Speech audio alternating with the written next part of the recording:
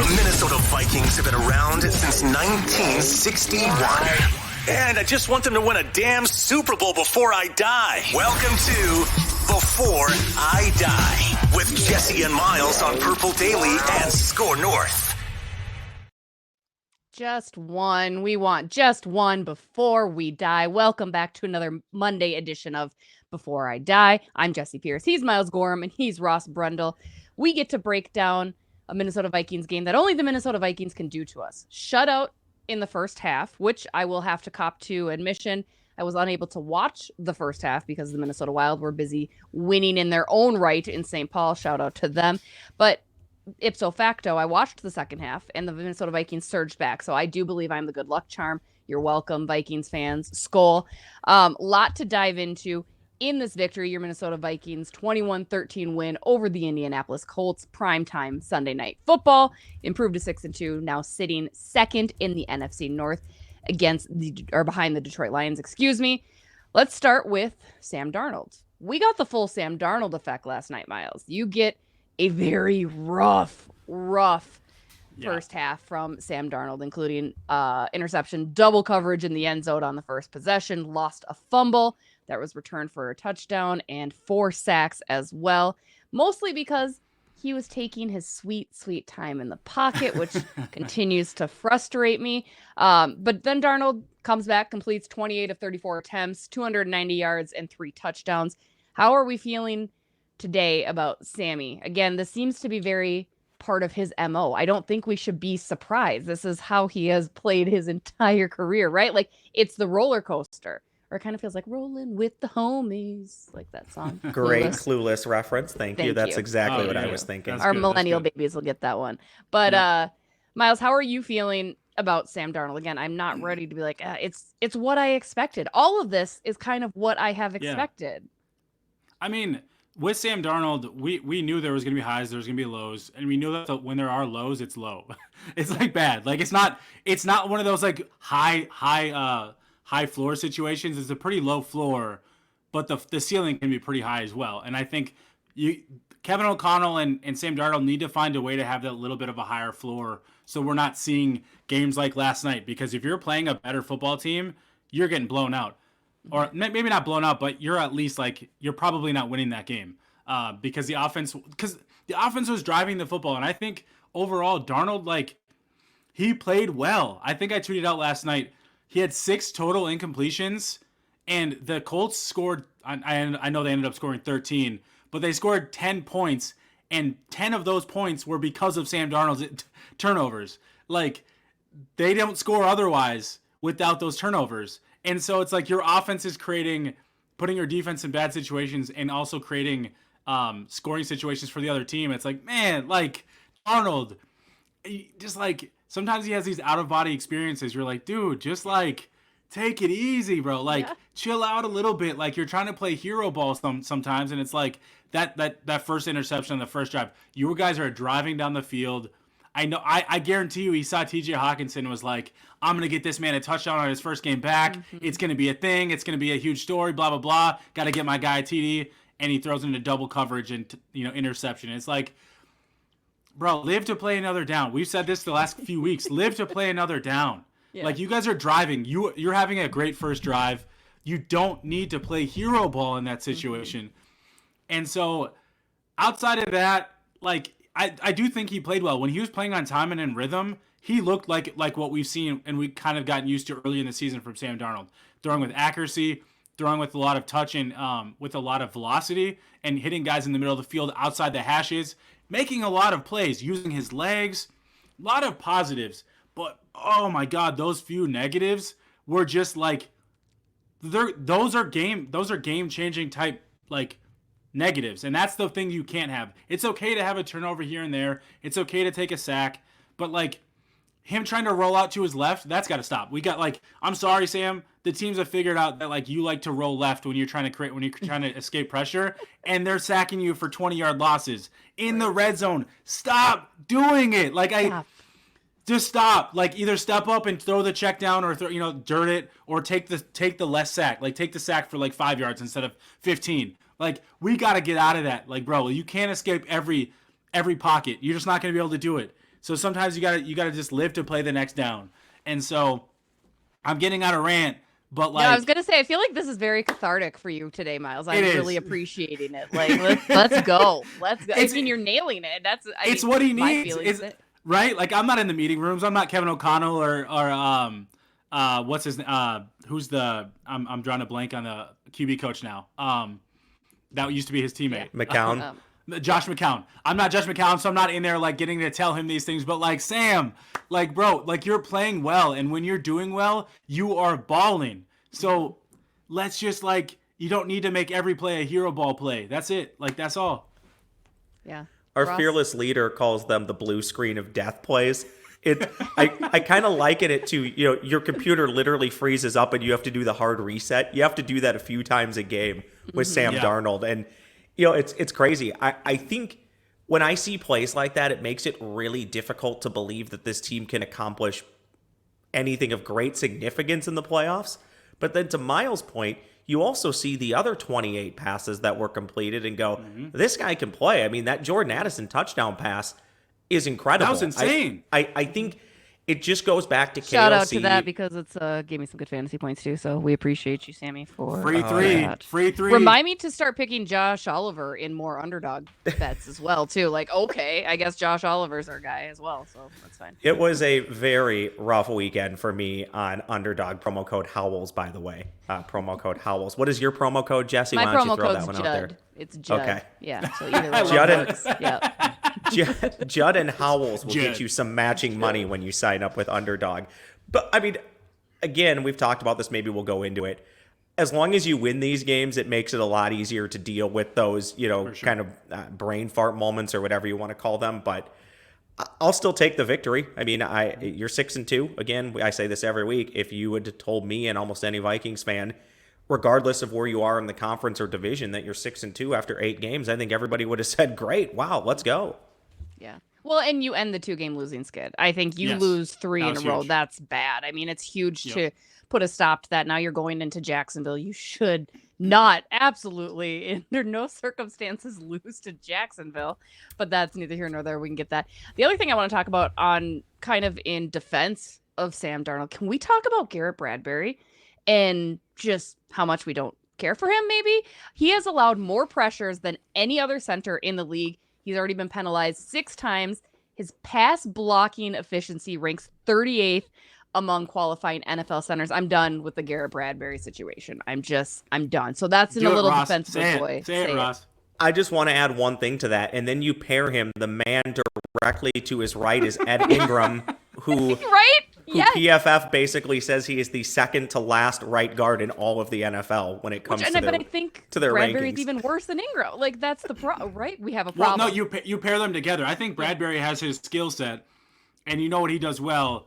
But his weakness is he doesn't get helped in those weaknesses sitting next to Ed Ingram. Like Correct. Ed Ingram doesn't help make up for the deficiencies. They both have the same deficiencies. They get railroaded, and they get run over, and they cause penalties and they create quick pressures. I saw a stat last night that said that Cam Robinson, I think he gave up quite a few pressures first game with the Vikings. But overall, I think he did well for what you expect coming in on Wednesday.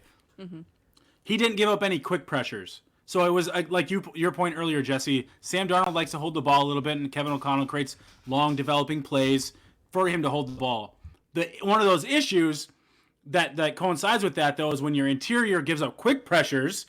Garrett Bradbury literally getting steamrolled by Grover Stewart, and they run that back for a touchdown. Like, that stuff really hurts when, if you can hold up just a little bit, you're going to at least have a chance to get the ball out. But when you're giving up quick pressures like that, that impacts everything you're trying to do and what Kevin O'Connell's trying to do. So I don't know how they're going to solve it. Maybe Dalton Risner goes in at right guard. They don't have a solve for center right now. But, yeah, I'm with you. It's just that center right guard duo is probably they should probably end that experiment after this year. It's gross. You mentioned the scoop and score. Can we talk about the face mask as well? Or first the face mask, against LA, and now being punched in the face for the scoop and score. Personal fouls? Do we need to have them reviewable? Well, they threw a flag, so I was like, okay, they got it. They're not making up for it, but they're like, okay, hey, we're in a situation. We saw what happened last week. we're not going to let that happen again. They throw the flag and they're like, there is no foul. And then they show the replay and you're like, what do you mean there's no foul? He didn't grab his face mask, but he sure as hell punched that dude in the face. I didn't know that was okay. I didn't know quarterbacks could just get clocked in the face. Unless you're Tom Brady. Like, that'll never Tom go. Brady. Tom Brady. So, I've said this before, in a league where we review everything, it's shocking to me, college football and the NFL, what we say is not reviewable. Now, the easy solution there is to not fumble the football. Yeah. I don't know how I would feel. In the face. Exactly. I don't know how I would feel if I got punched in the face. Well, actually, I know how I would feel. Probably not nearly as good as Sam Darnold felt afterwards. Right. But yeah, I don't know. Some of that's just dumb bad luck. You hope those will even out as the season goes on. But as somebody who appreciates and loves football, you kind of wish the game would be called the way it's supposed to be for every team. It just makes it a more fun and enjoyable game. But I don't really know what you do about it other than you have to at some point say these are reviewable plays. And I just don't know if the NFL is ever going to want to do that. Well, there's nothing they can do during the season either. Correct. So it's like... Correct. I punched a girl in the face one time on a lacrosse field. Felt so good. She two-handed. I wear a brace on my right knee. I played club lacrosse in college. Two-handed my bad knee on purpose because she couldn't beat me because I was far better than her. And so I just punched her in the face and walked off. I was super hungover in that game anyway, so I was like, you know what? I can sit out. It's fine. Whatever. I thank you. really hope she's a Vikings fan and watches this podcast. She's probably watching. She went to Mizzou. Got you. She's hate watching this podcast. That's what she's actually doing. I lifted up her goggles too, so she really felt it. I was like, oh yeah, oh yeah. That was actually nice. That's actually nice of you because that would have hurt her worse too. True. Punching her goggles. So that was nice of you. It's a courtesy. I tried. Once in a while, I have some nice moments. I want to flip over two nice moments. Defense back. The defense looked pretty good. Again, take it with a grain of salt because you're going against Indy, but to allow Indy to go just 3 of 11 on third down. Myles' defense came back from two games of struggle. I wouldn't call it with a grain of salt because their run defense is the one thing that I was worried about last night with Jonathan Taylor and that offensive line they have and Quentin Nelson. And they held him to, I think, was it 40 yards, 30-something yards on like 13 carries. They didn't run the ball a lot, which is very surprising to me for a team that has Jonathan Taylor. But they also didn't run successfully when they ran the ball. And that, to me, is a testament to how the Vikings have kind of helped fortify that defense against a good run team. And they said, if you're going to beat us, it's going to be with Joe Flacco's arm, and it's going to be their playmakers. And, there are some plays in the middle of the field that are still open that you want to shore up. And guys are still getting open a little bit more than you'd like them to. But overall, the Vikings didn't really give up many chunk plays. And I think that, to me, is a huge part of it. The last few weeks, they've been giving up chunk plays like crazy, giving so much time. And yes, they gave Flacco a little bit more time than I'd like on base situations where they're not like blitzing like crazy.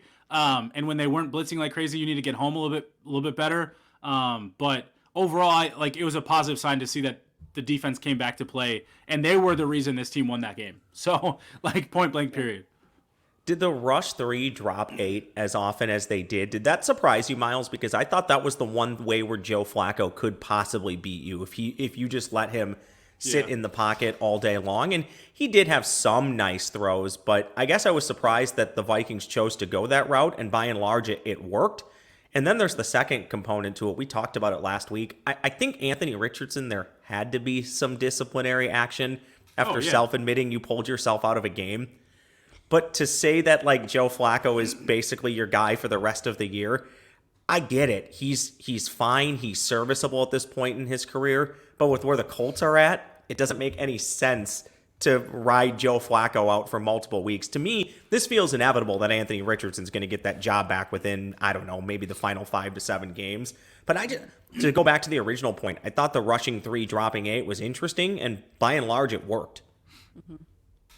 Yeah, I think the idea there was to they're not worried about Joe Flacco running at all. That dude's not going to go run the football, so you don't have to worry about that. So you can drop and you focus on coverage. So I think a guy like that, same with a Jared Goff, some of these other pocket passers, Kirk Cousins fits into this scenario. Guys that you don't compare Joe Flacco to Jared Goff.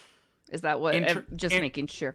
In terms of mobility, okay, or right. lack thereof. Let's remember that one. Mark that one down. Jared Goff and Joe Flacco are according to Myles. So interesting. Well, you know what? Joe Flacco does have a Super Bowl ring. Jared Goff doesn't, at least for another few months. So for another few months. They're both tall white dudes that can't run, and they throw the ball well. There's some similarities at least. They're dudes. Yeah, but no, I think in that case they weren't worried about him running, so they're like, okay, let's focus on coverage. And at times it worked, right? Like you said, it took away the deep shots, it took away some of the chunk plays, and I think that was one of the focuses they wanted to do was stop the run and don't give up chunk plays in the air. And I think they did a pretty good job of that last night. One other kind of struggling point of contention for your Minnesota Vikings yesterday, Big Leg Bill. Not great. Misses the first time in his career, not once, but twice. Now, the 54-yarder, give him a little bit of grace, right? Like, that's fine. But a doink on a 31-yard chip shot. He is set to have an MRI today. We're recording this at 10 a.m. on Monday, so I haven't heard anything about Greg that. But Joseph, Ross, line one. Greg Joseph, I was going to say, one. Ross, this Isn't is he still with the Giants? Time. Is he? I don't even know. Yeah, I don't keep track. I don't keep track of the kickers. I would guess whatever his injury is wouldn't keep him out horribly long. Maybe you're talking a couple weeks. But I guess the part that I'm interested about was the injury before the game, and we just didn't know it because they didn't talk about any of the issues on his first two missed kicks, but they zeroed in on it after that. It'll be interesting to see where it goes. If it's truly injury, I'm not that worried. I think the kid can kick. I think we know that from Alabama. I think we know that from now. But it is interesting because didn't I say last week, Myles and Jessi, we talked about this? I don't care when you miss one. I care what happens after you miss the first one, and then he doinks the second one. But yeah, I don't know what to make of it. I really hope he's not out a long time, but it feels like he's probably going to miss at least a week. Mm-hmm. Well, they had said something had popped up during the week, but they were hoping he'd be okay. And it's clear that as he kicked more during the game, it got worse. That dude has to handle kickoffs. He's got to handle, obviously, extra points and field goals. And you could tell after every kick, you could see the wince, and he could barely put his leg down. A quad injury to your kicking leg for a kicker, no bueno, right? Like, that's no good. That dude's supposed to be able to kick he usually kicks effortlessly. Like, you could usually see it. It's usually pretty effortlessly, and last night it just did not look good. And yeah. Well, the perfect thing about talking about an injury, it sets us up for our first ad break. And Nicolay Law, we love that. Ross, tell us a little bit more about Nicolay Law. The segue master strikes again. Well done, Jessi Pierce. Yeah, maybe Big Leg Bill, he might need to reach out to our exclusive personal injury law firm of Purple Daily, Nicolay Law. Also, by the way, I love their Vikings commercials. They're pretty sweet. I'll give them credit for that. Nicolay Law, they know that when you or a loved one gets injured, ordinary life can stop. We don't like that. Things get complicated. That's where the folks at Nicolay Law come in. They're your normal, everyday folks. You know this by now. The ones you see at the grocery store, walking the dog, or maybe you're one of those weird people that walks your cat. They're those people too. All at your local watering hole, you might see them as well. Normal, everyday folks who are here to make sure you get the compensation you deserve after an accident. If you've been injured, get Minnesota's local award-winning injury lawyers, get Nicolay. Here's how you do that. NicolayLaw.com. That's NicolayLaw.com. Or give them a call at 855-NICOLAY. That is 855-NICOLET. Comments from YouTube. All right, guys, I lined up a few for you from last night's event line. We will start with a name I can't possibly pronounce, so I'm just going to go with her, whatever that means. My opinion, it does not mean much if the Lions keep winning. Lucky W. My question for Jessi and Myles, obviously that question referring to the Vikings win. Does it have to be division or champs for the 2024? Does it have to be division champs or bust for the 2024 Minnesota Vikings? Jessi, I'll start with you. No. I mean, again, they're already over-exceeding any expectation I had for them, so I'm not going to put them above the Detroit Lions. I'm not being a Lions apologist. I'm not a Lions fan. People either think I'm a Green Bay Packers fan or a Lions fan. I know. Sticking I'm sorry. up for Jared Goff, too. Like, the writing's on the wall, Jessi. Jared Goff, do you Joe Flacco, hate Minnesota, Jessi? Same dude. I do. I just not a Minnesota girl at all. Nothing about it. Hate lakes, hate hockey, hate snow. Hate the cold. Yeah. Hate the cold. I love it. No, it's beautiful. Definitely hates Texas Tech. Definitely. Oh, I don't need to talk about that. That was a tough I was wondering game. if you're going to bring it up, Ross. Tough. Well, when we were talking field goals, because the Iowa State kicker missed one so horrendously bad that it was just, oh my gosh, it was not a fun Are they time holding for tryouts? Iowa Do you have State. any eligibility left, Jessi? That's what that's what I thought about. I was like, I bet you I could get down there. I still got some eligibility left. I could get down there, get in on it, we'll see.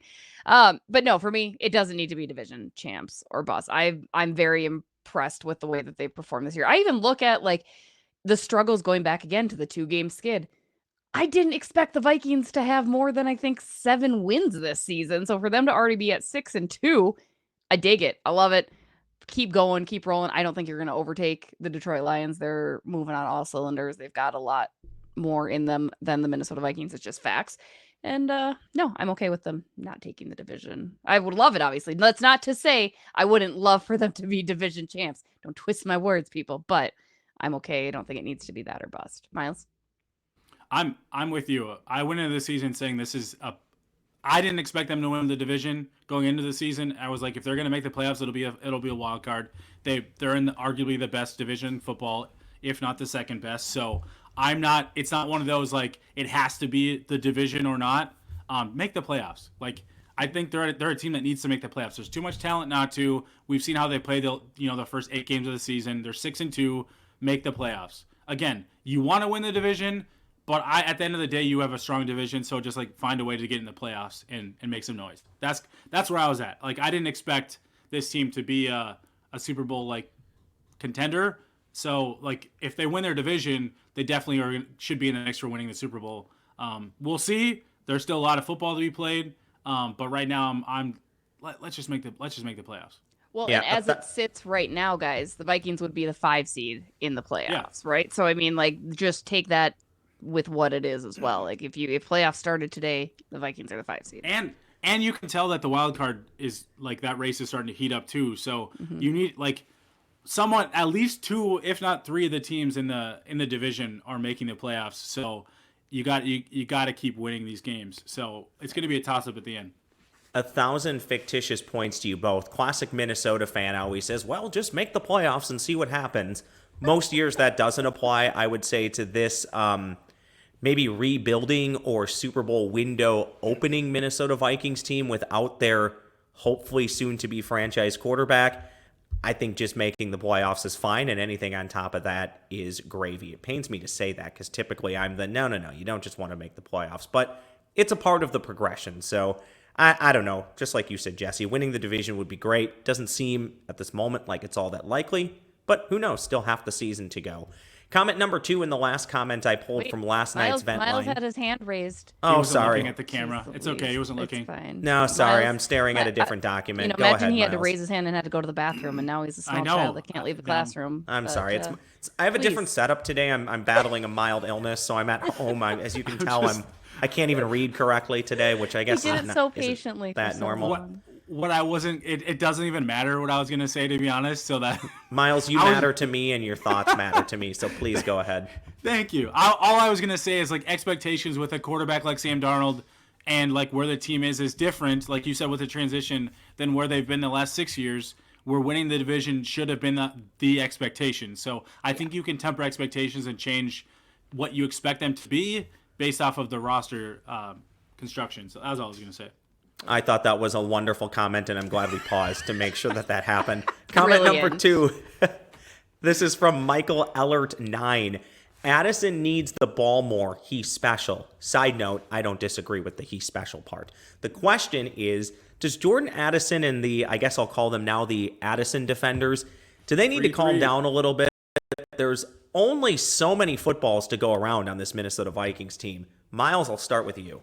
Wasn't he second on the team in targets last night? I thought he had a good night last night. Cut a touchdown pass. They got him the ball. In general, they got him the ball. I don't like last night is kind of like I think what people are expecting to see like weekly because we see it from Justin Jefferson weekly. But I think the issue is sometimes the game plan and defenses dictate and change the outcomes. But I think having TJ Hawkinson back and Josh Oliver in the tight end room in general, like playing well last night, helped Jordan Addison get open. And you saw one of the plays, it wasn't the touchdown, but there's a play, I think it might have been a third down, where teams keyed on Justin Jefferson, and they're on the same side, Addison and Jefferson, and Darnold hits Jordan Addison for a first down. Like, those types of things are where Addison's going to come in and and be important. What I loved, though, is that Kevin O'Connell intentionally got Addison involved early in the game, because you know that, like, when a guy's struggling, like, mentally and he feels checked out, get him involved early, and you're going to have him for the rest of the game, and that paid dividends last night, because you know Justin Jefferson's always going to get involved.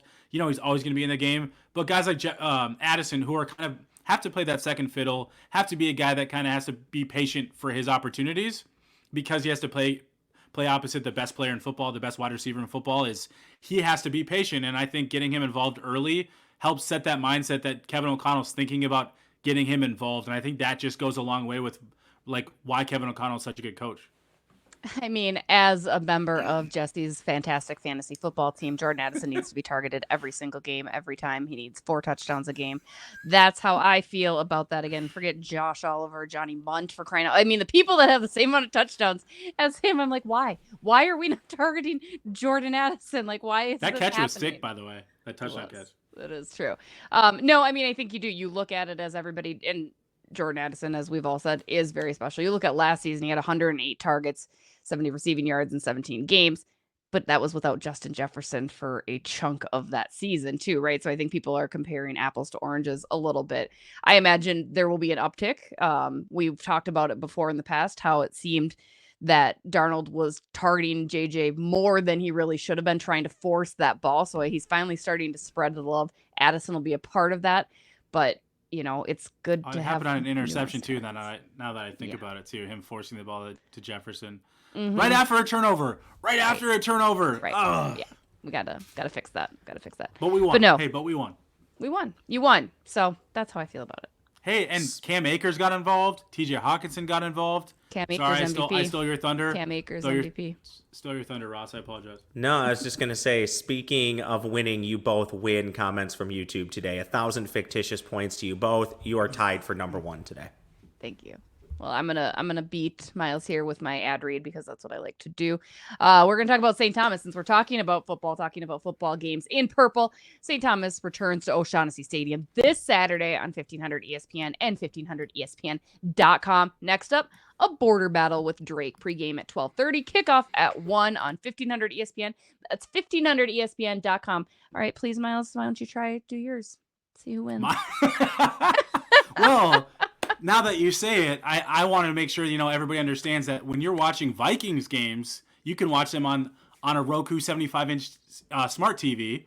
Are you watching it? I was watching mine on a 75-inch Roku smart TV, because that's who I buy. I think they have the best brands of TVs, and you can have a chance to win yours on the Score North app today. Beautiful. I love that Myles leaned back when you did yours, by the way. He was just like, okay, show me what you got. Show me. Let me see it. I think me surprising you both by doing those reads, I think you both did well. Thank you. How many Also, fictitious points? Do I get like 1,001 and he gets 1,000? No, I'm going to give myself 2,000 fictitious points, because I'm going to remind everybody this upcoming Sunday at Park Tavern, Purple Daily Watch Party and live vent line. So please come on out, say hi to the crew, have some great drinks and food at Park Tavern, and bring some non-perishable food items. We're actually raising, I don't want to say money. What am I looking for? Sorry, sick brain fog. Food, thank you. I don't know why that was so difficult. Non-perishable food items for STEP. It is the one of the things that St. Louis Park's food shelf. Wow, I'm really struggling. Pause. Time out. 30 seconds. Bring non-perishable food items for the local food shelf in St. Louis Park on Sunday. I thought you were about to make us sit there for 30 seconds. Yeah. No. Just in silence. Just silence. Sorry, I'm struggling today. Back to You're doing mute. great. We're proud of you. You're doing great. Guys, let's wrap up this week's episode so we can get on with our day. Let Ross take a little bit of a break. Let's do some Before I Dies. Time now for the Before I Die crew to give us their Before I Dies. Myles, you've been on a heater today, and I can appreciate it. So let's have you kick off our Before I Dies. I'm excited for this one. I have good feeling about it. I'm gonna fail the end here. I apologize. I was riding a high. I didn't really have a good one this week. I was hoping you weren't gonna pick me first. I didn't pick you first last week, so I had to go back to you this week. All right, Ross. We'll give. Before I die, I wish I would come more prepared for my Before I Dies.